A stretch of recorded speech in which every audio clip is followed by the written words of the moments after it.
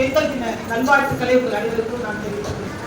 தாமார் என்கிற ஒரு பெண்மணியை பற்றி இன்றைய தினத்திலே உங்களோடு கூட அவர்களிடமிருந்து நாம் கற்றுக்கொள்ள வேண்டிய சில காரியங்களை நான் உங்களோடு பகிர்ந்து கொள்ள ஆசைப்படுகிறேன். இயேசு கிறிஸ்து யூத வம்சத்திலே பிறக்க வேண்டும் என்பது தேவனுடைய திட்டம். யூதா அந்த குடும்பத்திலே முதலாவது மகன்.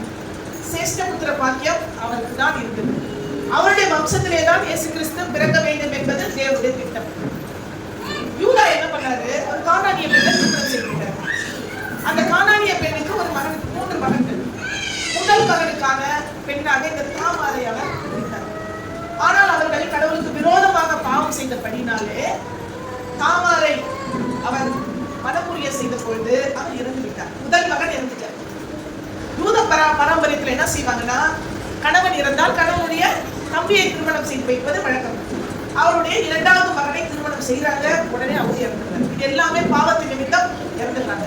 3வது மகன் அடுத்து திருமணம் செய்யணும். யூதாக்கு கொஞ்சம் பயம். 2 பையனை திருமணம் செய்தோம், 2 பேரும் இறந்து போயிட்டாங்க. 3வது மகனையும் நம்ம திருமணம் செய்து வச்சா அவனும் இறந்துருவானோ பயந்துட்டு என்ன சொன்னாருன்னா, 3வது மகன் ரொம்ப சின்னவனா இருக்கான், அவன் கொஞ்சம் வளரட்டும், வளரும் வரை நீ போய் உன்னுடைய தகப்பனார் வீட்டுல இரு அப்படின்னு சொல்லி அனுப்பிச்சு வைக்கிறாங்க. இவங்களும் போயிட்டு தகப்பனார் வீட்டுல வெயிட் பண்றாங்க. வெயிட் பண்ணிட்டே இருக்காங்க. மகன் வளர்ந்துட்டா, ஆனா அவருக்கு திருமணம் பண்ணி வைக்கணுங்கிற எண்ணமே இல்லை. கடவுளுடைய திட்டம் என்ன? யூத வம்சத்தில் இயேசு பிறக்கணும். அதுக்கு தடையா இருக்கிறது யாரு? யூதா. தாமார் என்ன பண்ணாங்க? வெயிட் பண்ணி பார்த்தாங்க. ஒரு நாள் அவங்களுக்கு ஒரு செய்தி வருது, யூதா ஒரு தேசத்துக்கு புறப்பட்டு போறாரு அப்படின்னு சொல்லி. உடனே அவங்க என்ன பண்ணாங்க? அவங்களுடைய ஆடைகளை கலைந்து ஒரு முக்காடிட்டு ஒரு நீரூற்ற அடியில போய் உட்கார்ந்துட்டாங்க. உட்கார்ந்துட்டு அவர் அந்த வழியா போறாரு. போகும்போது இவங்க அந்த முக்காடிச்சு கொண்டு அந்த ஒரு நீரூற்று இருக்கிற பகுதியில் உட்கார்ந்து போது இவர் பாக்குறாரு. முகம் யாரும் தெரியல. ஒரு ஸ்திரீ நின்றுட்டு இருக்கா. அவர் தாசின்னு நினைச்சுக்கிட்டாரு. நீ என்னோட வர சம்மதமான்னு கேட்கிறாரு. நான் சம்மதிச்சா நீங்க என்ன கொடுப்பீங்க அப்படின்னு கேட்கிறாரு.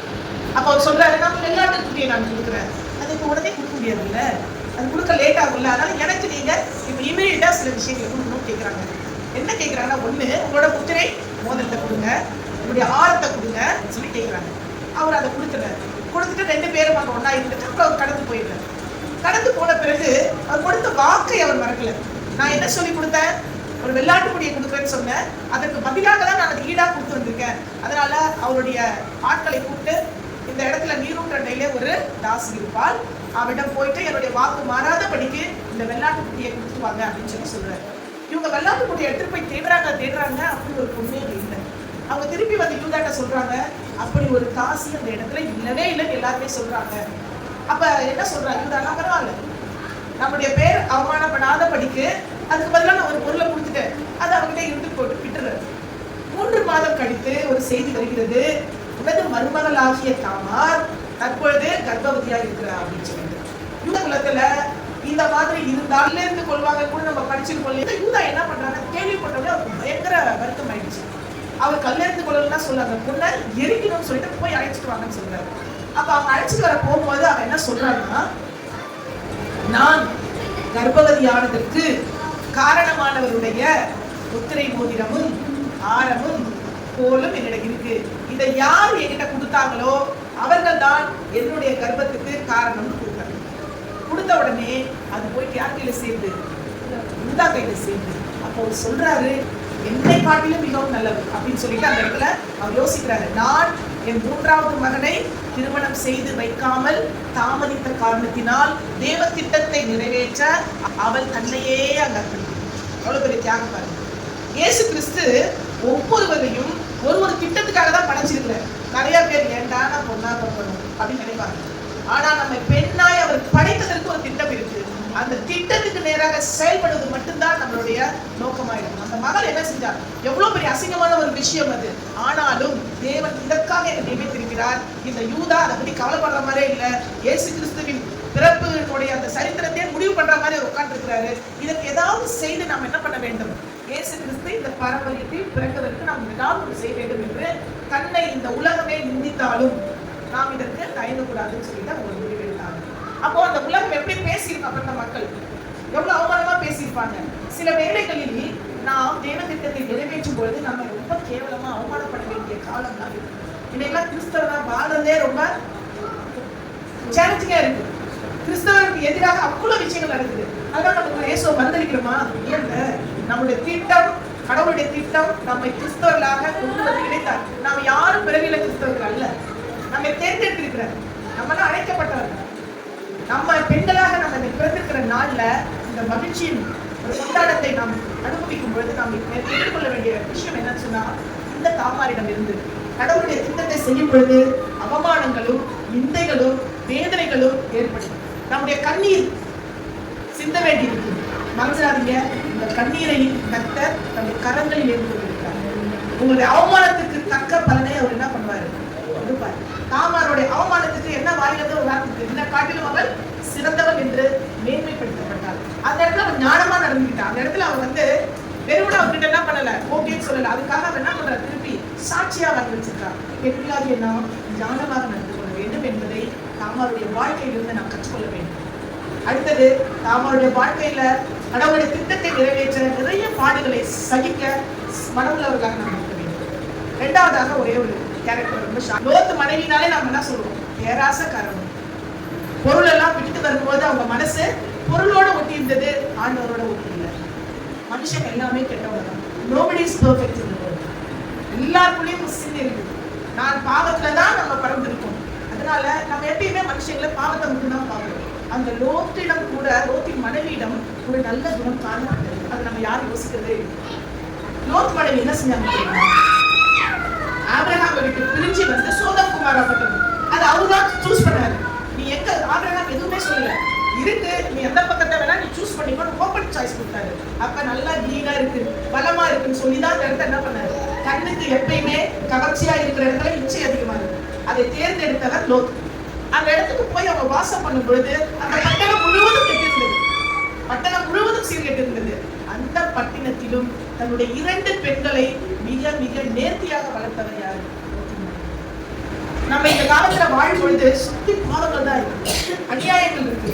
நம்ம குழந்தைங்க நம்ம கண்ட்ரோல்லே இல்லை. என்னால என் பிள்ளைய கண்ட்ரோல் பண்ணவே முடியல. இன்னைக்கு செல்போன் என்ற ஒரு கருவி ஒவ்வொரு குடும்பத்தையும் சூறையாடி கொண்டிருக்கிறது. எல்லா பழக்க வழக்கமும் வருது.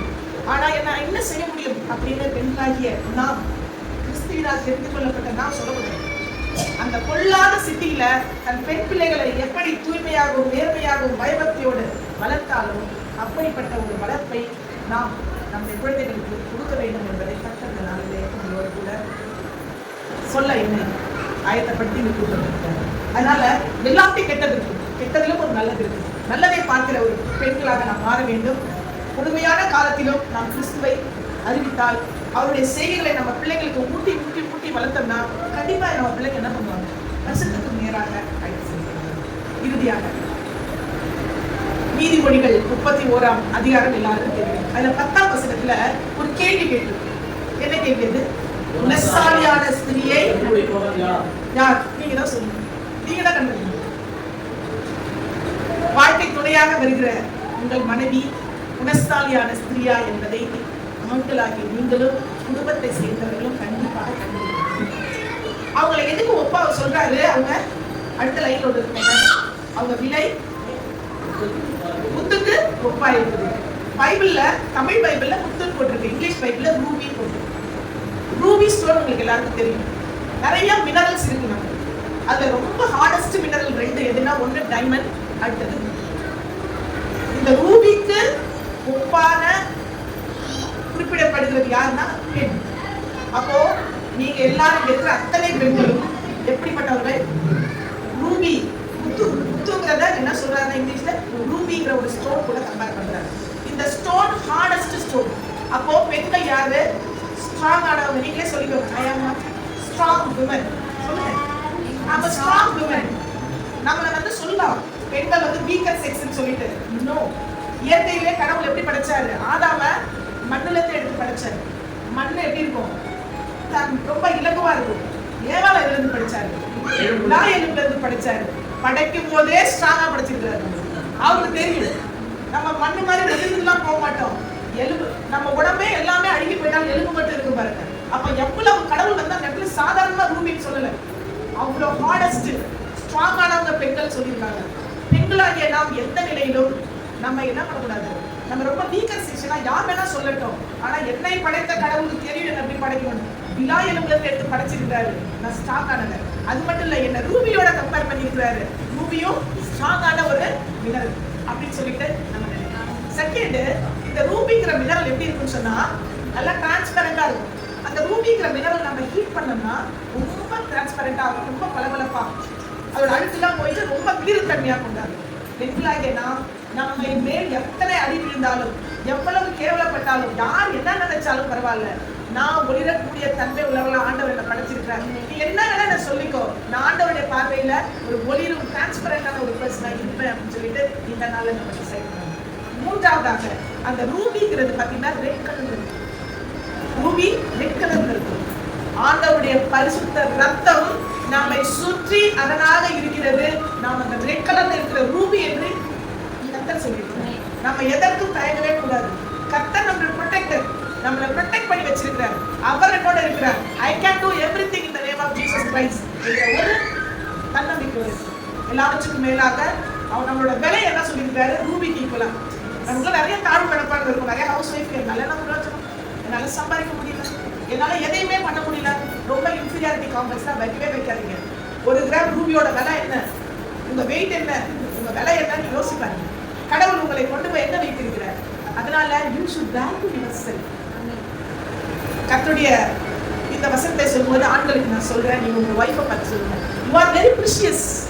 வீட்டுக்கு போய் கூட சொல்லுங்க, நீங்க என்னுடைய பார்வையில ரொம்ப precious, ஆண்டவருடைய பார்வையில உங்க precious.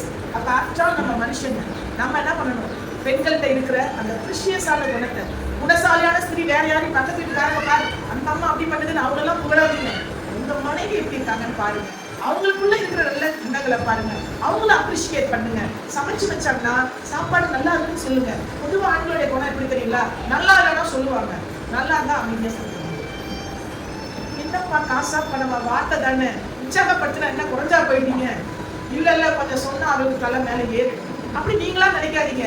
நீங்க ஒரே ஒரு அப்ரிசியேஷன் பண்ணா நம்ம 10 செய்வோம். ஆனா இல்லையா, இதுதான் பெண்கள் எதிர்பார்க்கிறாங்க. இந்த நாள்ல பெண்களுடைய எண்ணம் என்ன, எதிர்பார்ப்பு என்ன என்பதை நீங்கள் தெரிந்து கொண்டு, ஒரு பேபி மஸ்கிட்டோவும் ஒரு மதர் மஸ்கிட்டோவும், அந்த பேபி மஸ்கிட்டோ என்ன பண்ணிச்சா, எனக்கு பறக்கணும்னு ஆசையா இருக்குமா, நான் பறக்கணுமா, பறக்குது. பறக்கும் போது அவங்க அம்மா சொன்னாங்க, பத்திரமா போயிட்டு வா அப்படின்னு சொல்லிட்டு, அதெல்லாம் நான் பார்த்துக்கிறேன்னு சொல்லிட்டு அப்படியே பறந்து போயிட்டு ஈவினிங் வீட்டுக்கு வந்துச்சாங்க. அவங்க அம்மா கேட்டாங்களா, நீ பறந்து போனியே, உன்னோட எக்ஸ்பீரியன்ஸ் எப்படி இருந்துச்சு. அப்ப பேபி மஸ்கிட்டோ சொல்லிச்சு, அம்மா நான் பறந்து போக எல்லாரும் கைத்தறி என்ன வரவேற்றாங்க அப்படின்னு சொல்லிச்சு. எதுக்கு நம்ம கைத்தட்டோம், மஸ்கிட்டோவை அடிச்சு கொல்றதுக்கு. ஆனா அந்த மஸ்கிட்டோ எப்படி எடுத்துருச்சு, தன்னை உற்சாகப்படுத்தி எடுத்துருச்சு. பெண்களாகி நீங்களும், நமக்கு 1000 பிரச்சனைகள் இருக்கும், நம்ம தான் உற்சாகப்படுத்தினா ஏசப்பா சொல்லிட்டாருல, உங்களை நீங்க விளையாட பெற்றவர்கள் சொல்லிட்டாரு. சோ நீங்க ஸ்ட்ராங்கான பர்சனாலிட்டி சொல்லிட்டாரு, நீங்க மிளிர் தன்மை உள்ளவங்க சொல்லிட்டாரு, ரத்த கோட்டைக்குள்ளாக உங்களுக்கு வச்சிருக்கேன்னு சொல்லிட்டாரு. அதை நம்ம எப்படி கர்த்தருக்குள் எப்பொழுதும் சந்தோஷமா இருக்கு. இந்த சந்தோஷமான வடமகிழ்ச்சி நாளிலே எப்பொழுதும் உங்களுக்குள் அந்த சந்தோஷம் நிச்சயமாய் தங்கி இருக்க வேண்டும் என்று உங்களை வாழ்த்தி, God bless you.